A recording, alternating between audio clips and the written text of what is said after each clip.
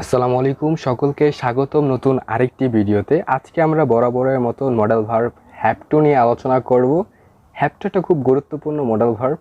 এই মডেল ভার্বের বেশি আসলে ব্যবহার নেই, তবে অনেক ব্যবহার করা হয়ে থাকে। তো চলুন কথা না বলিয়ে শুরু করা যাক।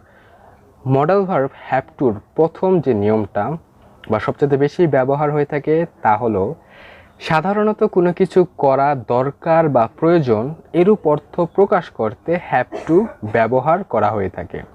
হ্যাভ টু কোনো কিছু করতে হবে, প্রয়োজন এরকম অর্থ প্রকাশ করতে হ্যাভ টুটি ব্যবহার হয়ে থাকে। যদি উদাহরণ নিই তাহলে বুঝতে পারবেন, যেমন you have to attend the function, তোমাকে ফাংশনে অংশগ্রহণ করতে হবে। অথবা I have to do the work, আমাকে কাজটা করতে হবে, ইত্যাদি। হ্যাভ টু এর পাস্ট ফর্ম হলো হ্যাড টু, অর্থাৎ অতীতে কোনো একটা কিছু আপনাকে করতে হয়েছিল, সে অর্থে আপনি হ্যাড টু ব্যবহার করতে পারেন।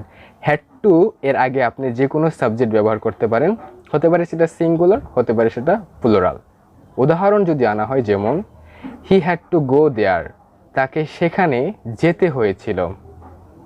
হ্যাভ টুর সর্বশেষ ব্যবহার যেটা অত্যন্ত গুরুত্বপূর্ণ তা হলো নেগেটিভ সেন্টেন্সে প্রেজেন্ট ইনডিফিনিট টেন্সে হ্যাভ টুর পূর্বে ডো নট অথবা ডাজ নট বসে এবং পাস্ট টেন্সে ডিড নট বসে।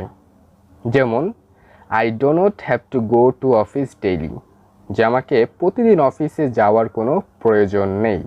অথবা he does not have to attend the meeting, তাকে মিটিংয়ে অংশগ্রহণ করতে হবে না বা প্রয়োজন নেই, ইত্যাদি অর্থে ব্যবহৃত হতে পারে। হ্যাভ টু এর ব্যবহার আজকে আপনাদের কাছে কেমন লাগলো বা কতটুকু জানতে পেরেছেন সেটা অবশ্যই কমেন্টে জানাবেন। দেখা হচ্ছে পরবর্তী ভিডিওতে। ভালো থাকুন সকলে। আসসালামু আলাইকুম।